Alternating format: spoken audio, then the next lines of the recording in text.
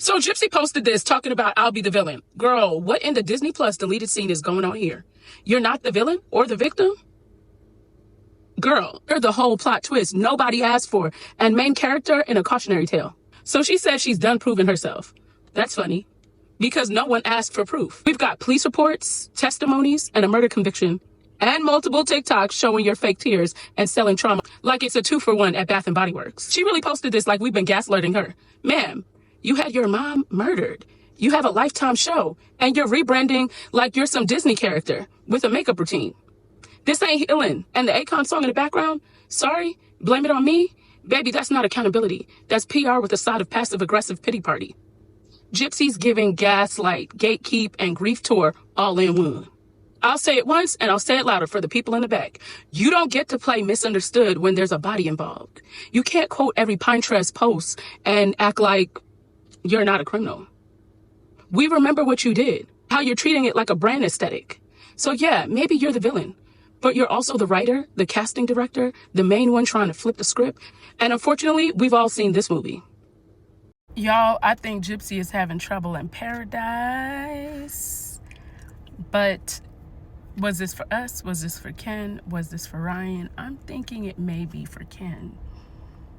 She gets off parole really soon. We know that's suspicious. That's suspicious. Drop your comments down below because I would love to hear. Y'all, it's been a year since Gypsy Rose Blanchard made that viral video calling me Panini-Pressed, all while she was on parole. She just got Wi-Fi and was acting like she has the moral high ground. Let's rewind, shall we? Oh, honey, I am so not threatened by you. My man wouldn't touch you with a 10-foot pole. You're just mad because I have a Chad. And Panini-Pressed! You don't have a man. So, looks like you're the one that's Panini-Pressed. Call a spade, honey. Keep making contact. Oh, honey, I'm so not threatened by you. You can't touch my mom with a 10-foot pole. You're just mad because I have a mom.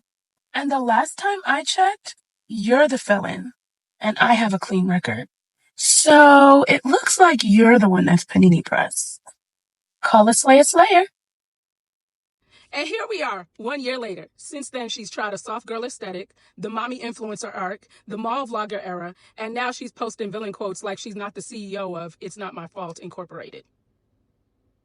This is the same woman that almost destroyed her sister's nursing career, got out of prison, and went straight to TikTok as if she didn't have a whole Lifetime series detailing her crime. And a whole year later, Gypsy, I'm still not Panini-Pressed. I'm a cast iron cook baked in reality. I just knew your whole redemption tour was going to hit a pothole.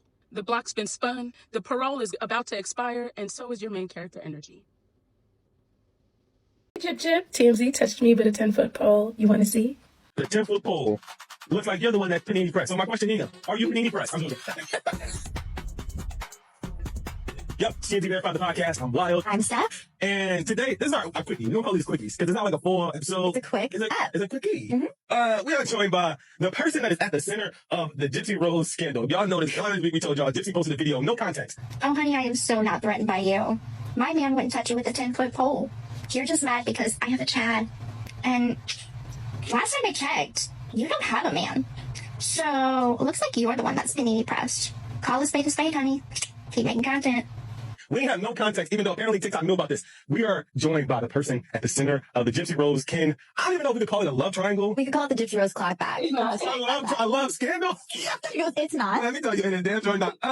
We have beauty influencer Nina. Nina, what's poppin'? Welcome to TMZ Verified. Oh, it's been an interesting week, to say the least. Now you're starting with, I was gonna say, I feel like you had an interesting week, but it wasn't like a seriously interesting week. So, Nina, this week, Nina, we talked about it a second ago. We didn't even know why Gypsy Rose was pissed. Stephanie had to do some like... I had to do some talk about journalism, research on that app of what the hell is going on. Where did it start? What's the current status? Please tell us everything. So start from the beginning, Nina. What is this little tip you got with Gypsy Rose? It's not really a tip, but I'll say this. I originally didn't know who she was until right before she was coming out of prison. Mm-hmm. And so at that time I was like, she's married to this guy. But everyone kept talking about his ex-fiance. So Ryan Anderson was the guy she was married to at the time when she got out of prison. Right. Right. And so they were talking about this ex-fiance Ken, so I started doing some digging. I'm like, well, who's Ken? So wait, so you're like, let me get this straight real quick. So you are like putting all of these little pieces together in regards to like Gypsy Rose and Ken's relationship and making the TikToks about it. So obviously the TikToks are like picking up some steam. People are watching them. You're going viral a little bit. Right. In real time. Mm-hmm. Right. Because my first question was going to be like, why did she come after you and block you immediately because of the videos that you're saying she's going to get back with Ken? It gets crazier. It gets much crazier than this. Right. So one night, I made a video and I said in the video, I said, no, I don't know. I think her and Ken are talking to each other right now. I think she's getting ready to leave the husband, y'all. I was like, I don't know. I'm just saying. That next night, I'm on live on TikTok. My followers are like, oh my gosh, Nina, Gypsy in your live. I was like, no, she's not. Everybody starts sending me screenshots of her being in live. So my followers say to her, Gypsy, talk. We don't bite. She didn't say anything. She sat in the whole live. So she just watched you. So I'm like, that was weird. A day later, she sent me a message on Facebook. And she was like, hey, Nina, I know you've been on the fence about me. I want to share some things with you. I don't mind if you share this conversation, but I don't want you to show a screenshot. So she starts going on about, she's in a happily married relationship and everything's going great and they're not breaking up and it's all speculation, blah, blah, blah, blah, blah. Nina, can I ask you those? Have you shared those screenshots anywhere? Because I saw some like screenshots on, I think it was like Reddit. But no, so you did share them eventually? Yes. Okay, gotcha. Yes, I just wanted to know, I'm like, are these real? I couldn't tell. There was like a real screenshot. It looked like no, they're real. All right, cool. Sorry, go ahead. They're real. So, she starts justifying everything. And, I was like, well, maybe she's changed. If she's a changed person, I'm all for the redemption story. I think she should have life in prison. But if she's, let her actions speak for her, my followers were losing it. Like, don't give this girl a chance. She's manipulative. I was catching so much flack. I was waking up with so many hate messages. Then I found out she shared the messages. And when she asked me not to. So I was like, well, if you were sharing them, why would you ask me not to? I'm going to put them all out there. It's weird. I did that. So we haven't spoken since then. So and then her man came on live and asked me to take me. He asked me to meet him for drink. All right, hold on, one freaking second. So you and Gypsy Rose had that interaction, like that little exchange on Facebook, right? And that was the last time you say that y'all have ever spoken or even interacted like directly on social media, anything like that. Right. So that happened when again? Like around what time did y'all have that interaction? That was the conversation was between March 13th and March 15th, those 2 days. That's it. And then recently you was on TikTok Live? Yes. So her man was on the other day. So one of the videos was featured on her show. Her man was on talking smack about me, right? So I was like, is this the same dude that asked me out for drinks? Dropped his number in my DMs? So did Ken DM you his number? Yes, I have his number. That's the only reason why I know his real name. So, wait. So do you have a rough date? Like, what was the date that Ken DM you asking you out for drinks? I could pull that. Wait. It was the day he drove, because when he was driving back from New Orleans, was when he wanted to speak to me. Wow. So you randomly got a DM from Ken being like, I want to take you out. Yeah, he was like, Gypsy, and no. He asked me to take me out to drinks on live while Gypsy Rose was sitting right there when they were allegedly just friends. Okay. Got it. So then fast forward to a little bit later, then you get a direct message from Ken. Like 2 days later. Oh. Okay, Ken goes, I like what I see. No, I'm joking. I had one of my friends on three-way. He did not know this. He forgot me to witness in case anything crazy was said. I just wanted to make sure that somebody was on the phone to witness the conversation. Oh, you talked on the phone. Wait, hold up. So he messaged you his number in the DM. I wanted to ask a question about Gypsy. Yes. So did you call him? He called me on a Google Voice number. I gave him a Google Voice number because I was trying to get to see about Gypsy. So I figured maybe he was coming to see. And how the conversation go, Nina? So he started talking, like, he was like, I really support you. That's just my friend. I just want you to, not really make her look bad. I want, your followers to be, feel like she's a changed person. And he was like, I know you spoke to my mom, because his mom came in my live one day and tried to rip me a new one. How are you so involved in this, girl? What is it? Was all of the thing. So he said, I know you talked to my mom. What else? Continue. And then, he was kind of like trying to justify, but I was like, you don't feel like a crazy person, like, with this girl? So he was trying to justify himself. So would you say the conversation was just like, hey, just want to... I made it clear in the beginning I had questions asked. So I asked him a lot of questions about Gypsy. All right, so would you say it was like flirty or just like a... I don't feel like that was a flirty conversation, but I had also already ignored him inviting me out for drinks because he was living in Dallas at the time. I live in Dallas. And he said he was like in Addison at the time, which is about 25 minutes away from where I live. Right. So when he initially asked me for the drinks, he lived here in Dallas. Okay. Do you think, and then just from your own perspective, do you think that like when he hit you up initially, whether it was like in the live or then like at the end of the all of my lives at one point. That's what I'm saying. Like, Nina, I love you. I love your content, and I'm trash talking your friend. So do you think, like initially, would you say that it was like him like trying to come at you in like a flirty sense, or was it just like, hey Nina, like I'm a fan? Like what's the energy you got? I am that person that if I like you, I'm just say I like you. So if you don't just flat out say, Nina, I didn't take it for much. But all my followers are like, he has a thing for you. He's always in your lives. He watches even when they're not talking about Gypsy. He's always in here. So I was like, okay, maybe he got a thing for me. But he asked me out for drinks. He was blushing. I don't know if y'all seen the video on TikTok. I saw it. The video is posted. The video is posted of the man blushing like a high schooler when he asked. Do you think he contacted you initially to like kind of settle you down so you quit making content about them, or do you think he was really shooting a shot, like from your That's what I think. She initially contacted me. I don't think that was like he initially contacted me. She initially contacted me because remember I was already realizing she left her husband 2 weeks later after she messaged me. Got it. So then like a few days ago, Gypsy went on the internet and just went ham. Oh honey, I'm not threatened by you. My man won't touch you with a 10-foot pole. It looks like you're the one that's Panini-Pressed. So my question, Nina, are you Panini-Pressed? I'm joking.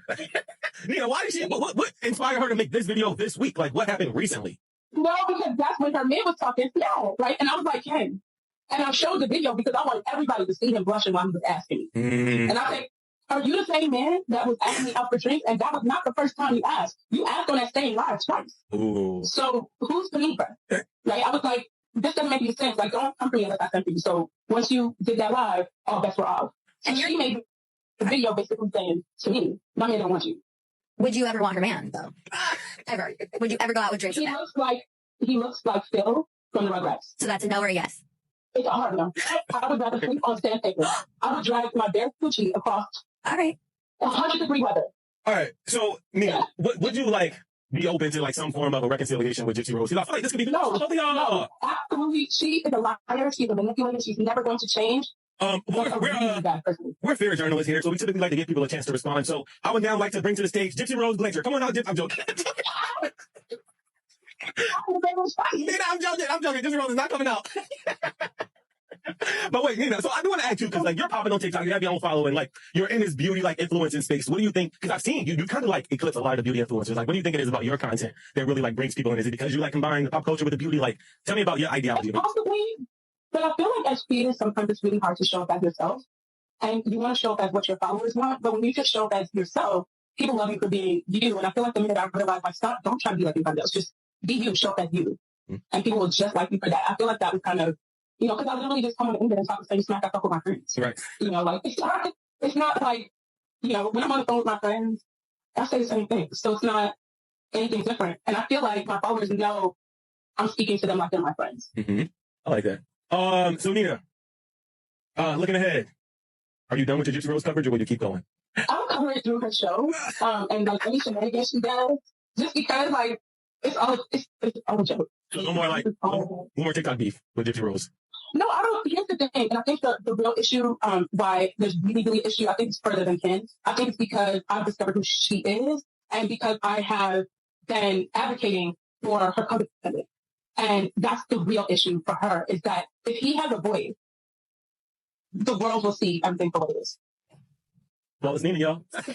Nina, thanks a lot for joining us. It was fun. We appreciate it. Thank you. Bye. All right, bye. Oh, honey, I'm so not threatened by you.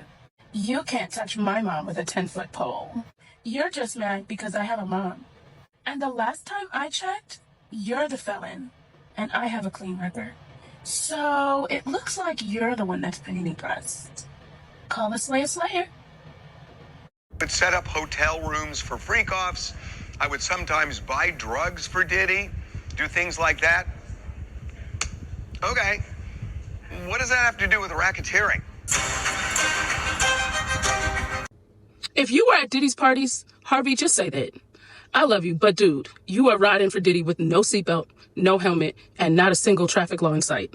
The way you're downplaying this trial is giving bottle service at freak-off hour, because the whole setup screams RICO. And I'm not sure why you keep saying you don't see it. Let's get into it. Diddy's alleged drug mule said under oath that Diddy wanted his team to move like SEAL Team 6. You don't just say that unless you've got a whole tactics squad trained to execute orders. Booking hotels, transporting women, setting up parties, supplying rugs, that's not a spur of the moment type of chaos. That's coordinated. That's infrastructure. That's RICO. All in his business name. So how do you not see it? Harvey, dude, I really love watching you, but I feel like it's given Diddy's giving you a check. Brandon admitted that he bought drugs, booked hotels for the freak-offs. He got immunity to spill tea. You don't give immunity for cute little misdemeanors. You give it when someone's connected to something bigger and you want to climb the ladder. And who's at the top of that ladder? The man who allegedly said, run it like a mission? That's not a party. That's an operation. We've got Cassie. We've got Jane. We've got bodyguards, assistants, paralegals, tech guys, and now Brandon Paul in positions for over years, and all allegedly carrying out the tasks that benefited one person. You know what that is? A criminal enterprise. You know what law covers that? RICO! Checks like, you treat me like a hooker, hotel planning, freak-off events, freak-off logistics. That's not speculation. That's evidence. You don't need Don Corleone to confess. Patterns are dripping from this case. Harvey said the drug mule's testimony didn't prove racketeering.